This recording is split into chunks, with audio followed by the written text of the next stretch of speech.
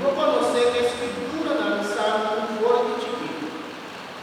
Essa final por instruído para borrar a salvação, como por lograr para meio de fé em Cristo Jesus.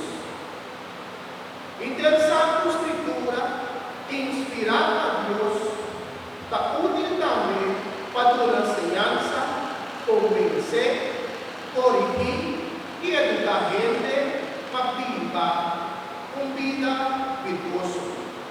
De maneira que esse servidor de Deus seja perfeito e bom preparado para ser um sorto e bom obra. Solamente me suplicar diante de Deus e Cristo Jesus que Ele não está vivo e morto, me está pedindo para uma manifestação de seu reino, proclamar a palavra, insistir como este proclamar no momento oportuno e inoportuno, qual exigir, convencer, corrigir